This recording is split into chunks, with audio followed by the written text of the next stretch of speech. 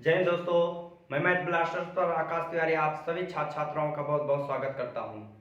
तो जैसा कि आप लोग 10 क्वेश्चन की सीरीज देख रहे थे, आज उसका पार्ट तीसरा होगा जो आप लोगों को देखना है कैसे कैसे प्रश्न पूछे जाते हैं और आपको भी ऐसे ही प्रश्न आपको वहां पर मिलेंगे और इनकी प्रैक्टिस जरूर आप करके जाएं। तो 13 नवंबर का जिनका एग्जाम है उनके लिए बहुत महत्वपूर्ण प्रश्न है। तो ज्यादा बात न करते हुए पहला प्रश्न, अगर आपसे कभी प्रश्न पूछ दे कि अगर आ जाए x प्लस 1/x बराबर 5 हो तो आपसे पूछ देगा कि आपको बताना है कि एक्स स्क्वायर प्लस 1/x² का मान क्या होगा। तो अगर ऐसा प्रश्न आपसे आ जाए तो कैसे करोगे। तो अब यहां पर आपने देखा कि x plus 1/x equal to 5 दिए, तो x स्क्वायर प्लस 1/x² का मान क्या होगा। तो अगर ऐसा प्रश्न कभी आ जाए तो आपको हमेशा याद रखना कि करने का तरीका तो इसके कई होते हैं, लेकिन इसी प्रश्न में आपका आंसर छुपा होता है। तो वो कैसे देखोगे।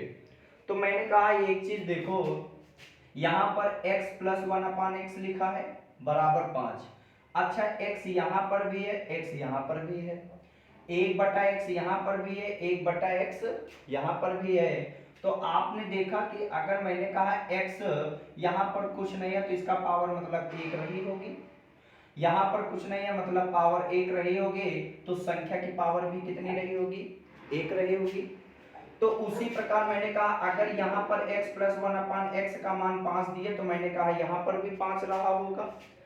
अगर मैंने देखा यहाँ पावर 2 है और यहाँ पावर 2 है तो इसकी भी पावर 2 हो जाएगा कि नहीं हो जाएगा, बोलो। जैसे आपने कहा इसकी पावर 1, इसकी पावर 1, तो इसकी भी पावर 1। अब वही संख्या सेम दिखा है तो सिर्फ स्क्वायर लगा है तो संख्या भी वही होगी, तो पावर अगर यहाँ 2 है तो यहाँ 2 हो जाएगी कि नहीं हो जाएगी। तो बस आपको याद क्या रखना है कि आप यहां से देखो प्लस है, तो कभी भी अगर ऐसा आ जाए कि प्लस है और आपको स्क्वायर में जाना है तो प्लस का विपरीत क्या होता है, माइनस होता है कि नहीं होता है। तो अगर आप संख्या से स्क्वायर में जाना तो बस इतना याद रखना, अगर यहाँ प्लस है तो वहां पर माइनस आएगा और जो माइनस आएगा वो कितना माइनस करोगे, 2 माइनस करोगे। कितना करोगे, 2 करोगे। तो यहाँ पर हमने कहा 25 हो गया और 25 में 2 जाएगा तो कितना बचेगा, 23 बचेगा। तो हमारा जो उत्तर हो जाएगा वो कितना हो जाएगा, 23 हो जाएगा। आपने क्या समझा कि जो भी संख्या आपको देगा बस उसका क्या करना है, स्क्वायर करना है अगर स्क्वायर में जा रहे हो, और अगर प्लस है तो क्या करोगे, माइनस करोगे। हाँ, अगर माइनस होता तो क्या करते, प्लस कर देते। तो अगर प्लस है तो माइनस करोगे, कितना माइनस करोगे, 2। अगर यहीं पर 4 होता तो क्या करते, 4 का स्क्वायर, 4 चौको 16 और 2 माइनस कर देते तो कितना आता, 14 आ जाता। आ जाएगा कि नहीं आ जाएगा। यही चीज अगर आपसे प्रश्न में यहां पर माइनस दे देता, क्या दे देता, यहां पर माइनस दे देता कि x माइनस 1/x बराबर 5, तो x स्क्वायर प्लस 1/x² का मान क्या होगा। तो हमने कहा उसी प्रकार मैं करूंगा। यहां पर स्क्वायर है तो अब देखो माइनस दिए है, क्या दिए है, माइनस। तो अगर माइनस दिए है तो यहां पर क्या कर दोगे, प्लस कर दोगे। ठीक, तो यहाँ 25 और ये प्लस 2, तो 25 2 कितना हो जाएगा, 27 हो जाएगा। तो हमारा उत्तर अब क्या आ जाएगा, 27 आ जाएगा। आपको समझ में आया होगा, तो नोट कर लो इसे।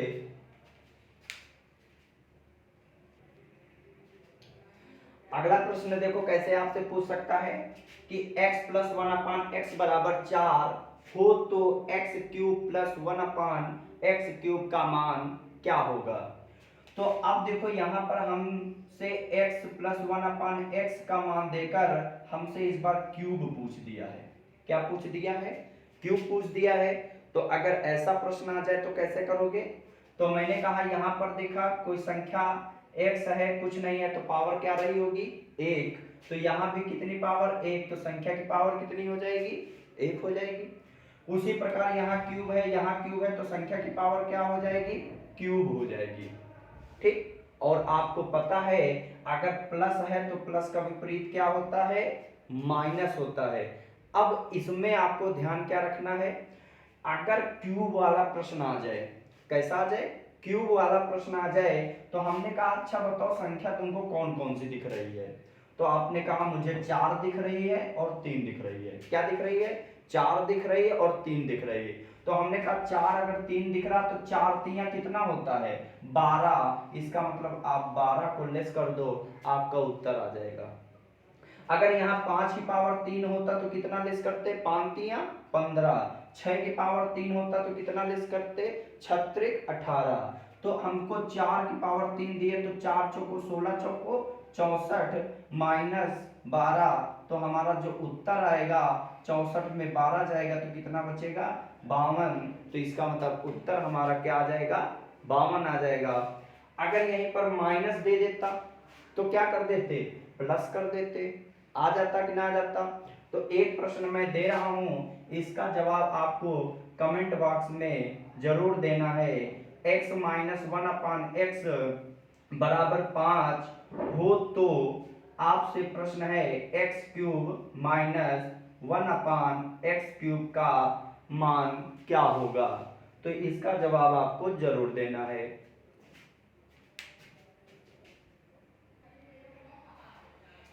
आपका तीसरा प्रश्न देखो क्या कह रहा कि एक वृत्त की त्रिज्या 14 सेंटीमीटर है तो वृत्त की परिधि ज्ञात कीजिए। अब देखो वृत्त से संबंधित आपका एक प्रश्न इस बार जरूर पूछा जाएगा, और आज हम देख लेते हैं वृत्त से संबंधित कौन कौन से प्रश्न आपसे पूछे जा सकते हैं, वो आज इसी वीडियो में देख लीजिए। मैंने कहा एक वृत्त है तो आप जानते हो कि एक केंद्र बिंदु मानकर एक जो गोला सर्कल जिसे कहते हो सर्कल खींचा जाता है, वही आपका क्या कहलाता है वो आपका वृत्त होता है। तो एक केंद्र बिंदु होता है, अब इस केंद्र बिंदु से जो इस परिधि की दूरी, जो ये परिधि को जो टच करता है ये दूरी जो होती है उसे हम क्या कहते हैं रेडियस कहते हैं, मतलब त्रिज्या। आर्क का मतलब रेडियस, जिसे हम कहते हैं त्रिज्या।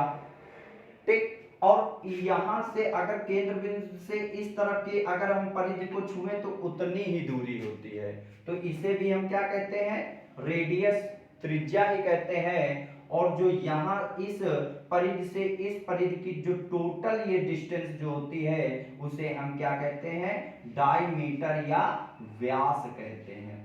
क्या कहते हैं व्यास कहते हैं। तो एक चीज आपको समझ में आ जाना चाहिए कि जो व्यास होता है वो त्रिज्या का कितना गुना होता है 2 गुना होता है। कितना गुना होता है 2 गुना होता है। देखो r इधर है r इधर, मतलब त्रिज्या इधर त्रिज्या इधर, तो देखो 2 त्रिज्या मतलब 2 गुणे त्रिज्या हो जाएगा कि नहीं हो जाएगा। अब यहां से अगर मैं त्रिज्या आपसे पूछूं कि त्रिज्या क्या होगी, तो आप कहोगे त्रिज्या बराबर जो होगा वो व्यास का आधा होगा। क्या होगा व्यास का आधा होगा। आपसे प्रश्न कौन कौन सा इससे पूछ सकता है। पहला प्रश्न आपसे कहेगा कि एक जो वृत्त होता है वो टोटल कितने डिग्री का होता है, तो हमेशा याद रखना एक वृत्त जो होता है वो टोटल 360 डिग्री का होता है। कितने डिग्री का होता है 360 डिग्री का होता है। दूसरा प्रश्न इसमें पूछेगा कि अर्धवृत्त पर बना कोण कितने डिग्री का होता है। अर्धवृत्त पर बना कोण, दूसरा पॉइंट आपको लिखना है अर्धवृत्त पर बना कोण कितने डिग्री का होता है, तो आपको याद रखना है 90 डिग्री का होता है। कितने डिग्री का 90 डिग्री। और इसी 90 को आप क्या कहते हो कि 90 डिग्री जो होता है वो एक समकोण होता है। समकोण कितने डिग्री का होता है समकोण 90 डिग्री का होता है। इसे ही आप कह सकते हो कि जो पूरक होता है वो भी कितने डिग्री का होता है 90 डिग्री का होता है। होता है कि नहीं होता है। अब यहां से एक चीज और याद कर सकते हो कि जो आपका एक सीधी रेखा पर बना कोण, एक सीधी रेखा पर बना कोण कितने डिग्री का होता है? तो आप याद रखना 180 डिग्री का। एक सीधी रेखा पर बना कोण कितने डिग्री का होता है? 180 डिग्री का होता है।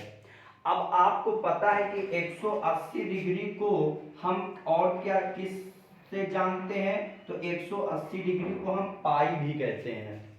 जो पाई का मान होता है डिग्री में वो कितना होता है? 180 डिग्री। और यही आपका एक प्रश्न आपके बिहारों में पूछा गया था कि 360 डिग्री को पाई में बदलो। 360 डिग्री को पाई में बदलो तो एक पाई 180 के बराबर होता है, तो 360 कितने बराबर हो जाएगा? तो 2 पाई के हो जाएगा। कितने के हो जाएगा? 2 पाई के हो जाएगा। ये भी प्रश्न आप में आया हुआ है। फिर उसके बाद आपको याद रखना है क्या? आपको याद रखना है कि जो पाई होता है उसका भिन्न में मान क्या होता है? तो 22/7 होता है। पाई का मान दशमलव में क्या होता है? तो 3.14 होता है। और पाई कैसी संख्या है? तो पाई एक अपरिमेय संख्या है। कैसी संख्या है? पाई एक अपरिमेय संख्या है। एक चीज याद रखना कि कोई भी अगर सिंबल आ जाए तो वो अपरिमेय ही होती है। अब यहां से इतना तो आपसे डायरेक्ट प्रश्न पूछ देता है, ठीक, इतना नोट कर लो। फिर वृत्त से कितने प्रकार से प्रश्न बनते हैं वो भी आप देख लेना।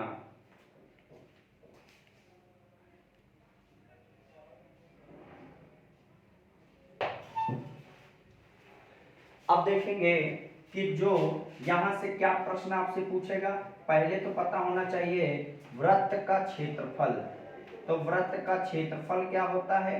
तो आप सभी को पता होगा कि वृत्त का क्षेत्रफल पाई आर स्क्वायर होता है। क्या होता है? पाई आर स्क्वायर होता है। फिर वृत्त की परिधि,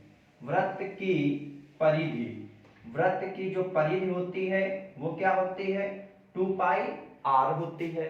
क्या होती है? 2 पाई आर होती है।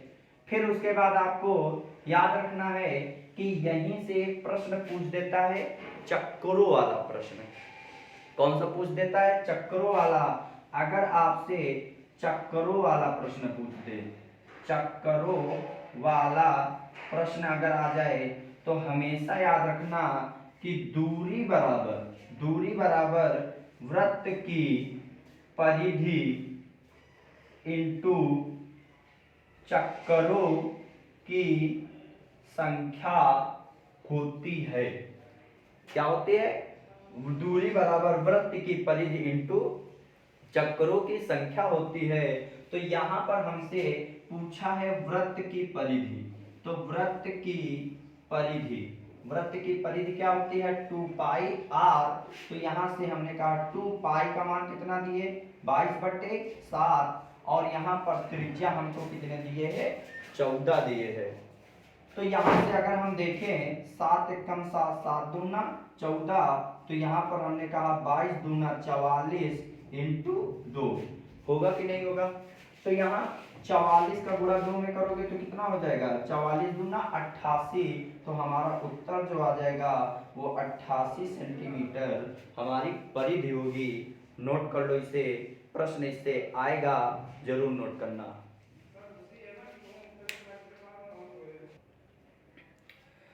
अगला प्रश्न देखना है, क्या कह रहा है कि किसी वस्तु को 1100 रुपए में बेचने पर उतना ही लाभ होता है जितना कि 900 रुपए में बेचने पर हानि होती है, तो उस वस्तु का क्रय मूल्य ज्ञात कीजिए। तो कभी भी अगर ऐसा प्रश्न आ जाए तो आप कैसे करोगे? कभी भी उतना ही लाभ जितना हानि अगर शब्द आ जाए तो हमेशा याद रखना कि उतना जितना वाले में जो जो आपका विक्रय मूल्य दिए हैं उनका योग करके आधा कर देना, आपका उत्तर क्रय मूल्य आ जाएगा। तो हमारा क्रय मूल्य इसका क्या होगा? क्रय मूल्य। तो क्रय मूल्य जो होगा वो 1100 रुपए पहले था, तो उतना ही लाभ हो रहा था जितना कि 900 रुपए में बेचने पर हानि हो रही थी। तो हमने कहा इसका योग बटा 2 कर देना। तो 1100 में 900 जोड़ोगे कितना हो जाएगा, तो आपका 2000 हो जाएगा। और 2000 का आधा कितना होता है, तो आप कहोगे 1000। तो हमारा जो उत्तर आएगा क्रय मूल्य वो क्या हो जाएगा, 1000 हो जाएगा। देखो कैसे, हमने कहा उस वस्तु की कीमत कितनी थी, 1000 थी। अगर 1000 वाली चीज तुम कीमत की चीज लेकर आए हो और उसको तुम जब 1100 की बेचते हो, कितने की बेचते हो, 1100 की बेचते हो, तो 1000 की चीज अगर 1100 में बेच रहे हो तो लाभ कितना हो रहा है आपको, तो आप कहोगे 100 रुपए का हो रहा है। और वही चीज 1000 की जो चीज थी तुमने 900 रुपए में बेच दिया, कितने में बेच दिया, 900 में बेच दिया। तो अब बताओ वही चीज जो 1000 रुपए की खरीदी थी तुमने 900 रुपए में बेच दिया, तो हानि कितनी होगी, तो आप कहोगे हानि हमें 100 रुपए की होगी। होगी कि नहीं होगी। तो इसका मतलब कि आपने वही चीज 1100 की बेचोगे तो उतना ही लाभ होगा जितना कि 900 में बेचने पर हानि होगी। तो हमारा उत्तर जो होगा वो क्या होगा, वो आपका 1000 होगा। नोट कर लो।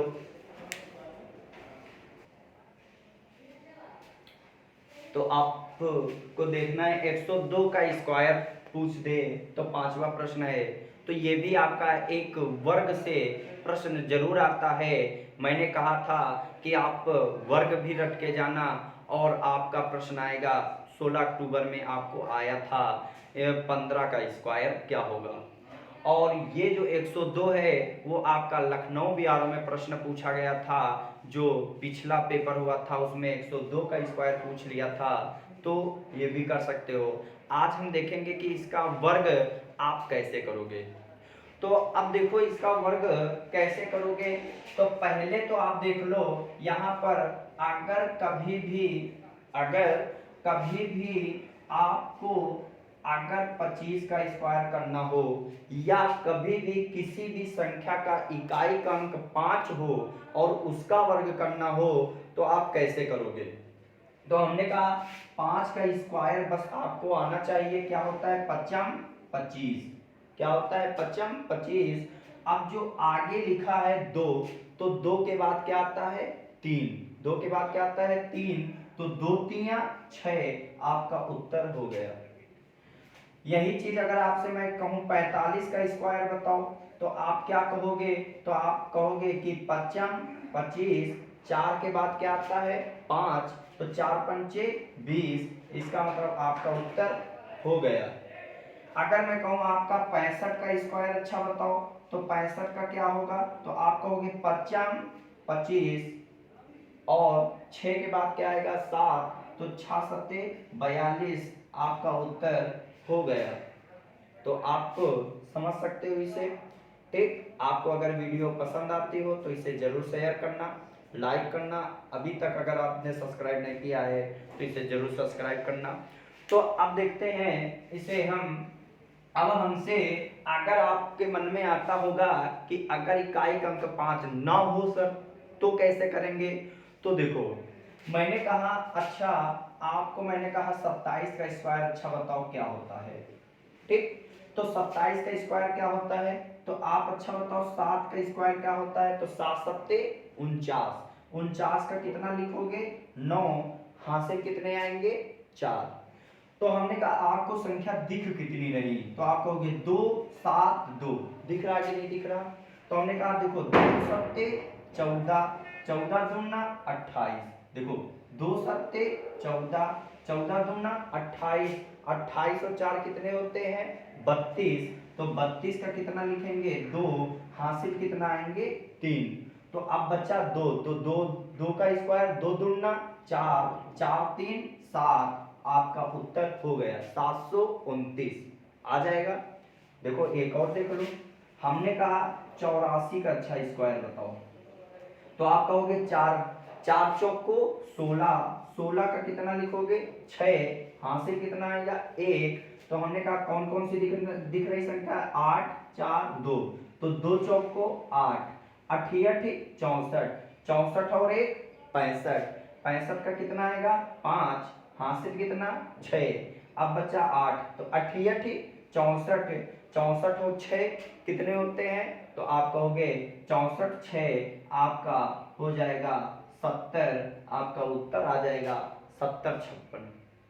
आ जाएगा कि नहीं आ जाएगा? ठीक। अब आपने कहा सर 2 अंक का बता दिया, अगर 3 अंक का आया है तो अब हम कैसे करेंगे, मैं तो गुणा ही करूंगा, लेकिन वो भी आप देख लीजिए। तो अगर अब यहाँ पर आया है 102, ठीक, तो इसको इकाई की तरफ से एक ही संख्या छोड़ना और आगे जो संख्या दिए है बस उसमें ऐसे हलंत लगा देना, मतलब 10 और 2 कर देना। ठीक, बस उसी प्रकार 2 दूना कितना होता है 4, 2 दूना 4। तो अब हमने कहा देखो ऊपर संख्या क्या है 2, फिर 2 फिर 10, तो देखो 2 दूना 4, 4 का गुणा 10 बार करोगे तो 4 दहम 40, 40 का कितना आएगा 0, हासिल कितने 4। तो अब बचा 10, 10 का स्क्वायर क्या होता है 10 दहम 100, और 100 और 4 कितने होते हैं 104, बिल्कुल सही, आपका उत्तर हो गया। एक प्रश्न और कर लो, मैंने कहा 107 का स्क्वायर अच्छा करके बताओ, तो आपने कहा बस ऐसे ही हलंत लगा लेंगे, 7 सत्ते कितना 7 सत्ते 49, हासिल कितना 4, तो 7 दूना 14, 14 दहम का 140, 140 और 4 144, 144 के 4 लिखोगे, हासिल कितने आएंगे 14, तो 10 दहम 100, 100 और 14 कितने होते हैं, तो 114, बिल्कुल सही, आपका उत्तर हो गया। तो नोट कर लो इसे भी।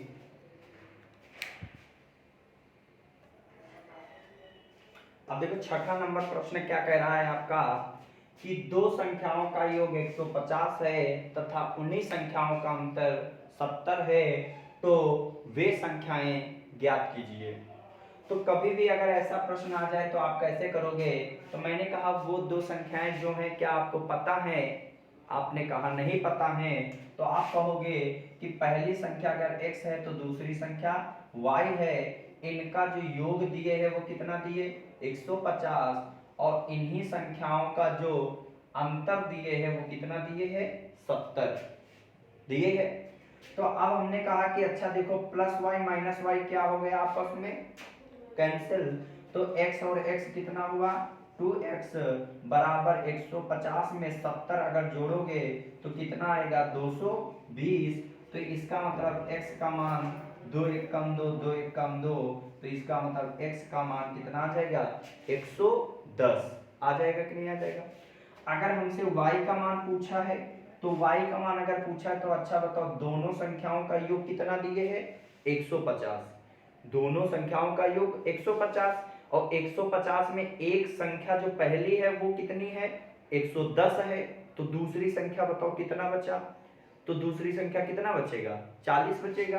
देखो कैसे, हमने कहा x प्लस वाई बराबर 150 है, पहली संख्या अगर 110 दिए तो दूसरी संख्या हमको निकालना है, तो 150 ये उधर जाएगा तो माइनस हो जाएगा, तो कितना बचेगा आपका 40 बचेगा कि नहीं बचेगा, बोलो। नोट कर लेना, प्रश्न इस पर भी आता है और आएगा, आया हुआ प्रश्न ही है, नोट जरूर कर लेना।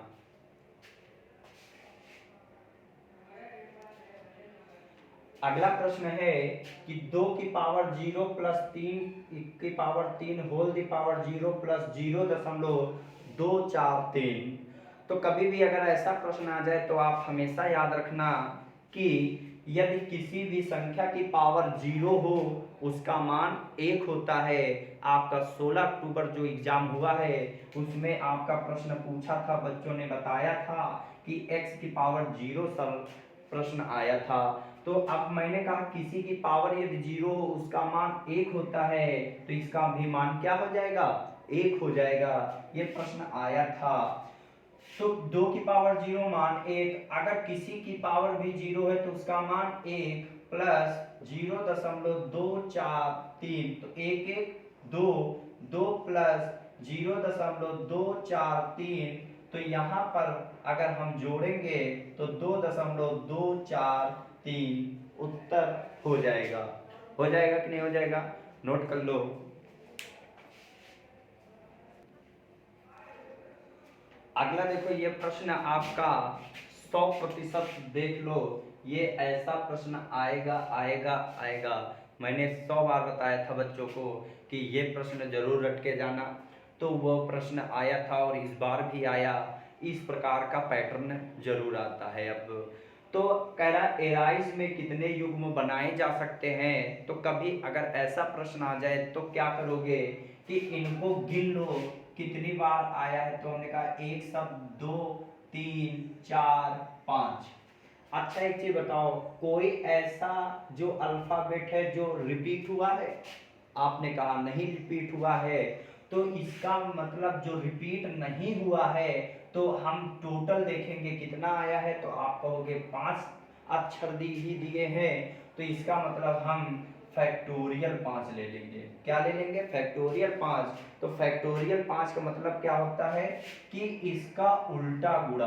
क्या होता है? उल्टा गुणा, मतलब कि गिनती उल्टा गिनना 1 तक आना है।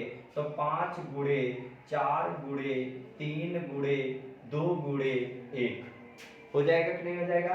फैक्टोरियल 5 का जो मतलब होता है वो समझ में आया कि 5 4 3 2 1। अगर 6 होता तो 6 5 4 3 2 1 ऐसे करते। तो हमने कहा बस इसका गुणा कर दो, 5 चौक को 20, 20 तिया 60, 60 दूना 120। इसका मतलब कि जो उत्तर आएगा वो कितना आएगा? 120 आएगा। नोट कर लो। अगला प्रश्न है, देखो क्या दिए है, 532 इंटू 545 इंटू 842 इंटू 347 के इकाई का अंक होगा। तो इकाई का अंक मतलब होता है अंतिम वाला अंक। क्या होता है? अंतिम वाला अंक। मतलब इसका अंतिम क्या होगा? 7, इसका अंतिम 2, इसका अंतिम 5, इसका अंतिम 2। होगा कि नहीं होगा? तो हमने कहा बीच में कौन सा गुणा का चिन्ह लगा है, तो हमने कहा 7 दूना 14, 14 के इकाई का अंक 4, तो 4 पंचे 20, 20 का इकाई का अंक 0, 0 का गुणा अगर 2 में करोगे तो क्या आएगा? 0। किसी भी संख्या में यदि 0 का गुणा होगा तो उसका मान 0 ही आता है। तो इसका इकाई का अंक जो होगा वो क्या आएगा? 0 आएगा। तो ऐसा भी पैटर्न आप में आ सकता है, जरूर नोट करना।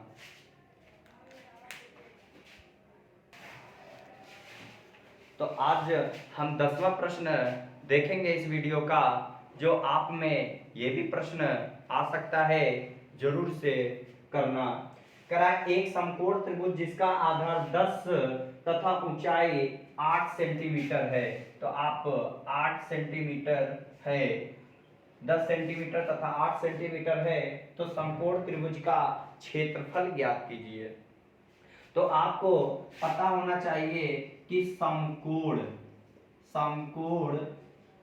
त्रिभुज का जो क्षेत्रफल होता है वो आपको पता होना चाहिए 1/2 आधार गुणे ऊंचाई होता है। ठीक, बस आपको अगर ये पता होता तो आप बस नकल टिप कर लीजिए। तो 1/2 आधार कितना दिए? 10 सेंटीमीटर, ऊंचाई कितना दिए? 8 सेंटीमीटर। तो हमने कहा 2 1 कम 2, 2 पंची 10, तो 8 पन 40 वर्ग सेंटीमीटर। तो हमारा जो उत्तर आएगा वो कितना आएगा? 40 वर्ग सेंटीमीटर। तो ऐसा भी प्रश्न आप में बन सकता है, तो जरूर नोट करना। तो ये आपके 10 प्रश्न थे जो आपकी सीरीज चल रही है 13 नवंबर और 15 जनवरी वालों बच्चों के लिए। बहुत ही इम्पोर्टेंट प्रश्न है ये, जरूर नोट करना। तो इसी वीडियो को आप लोग और शेयर करें, अगर अभी तक लाइक नहीं किया है लाइक करें और सब्सक्राइब करें। बोलो जय हिंद।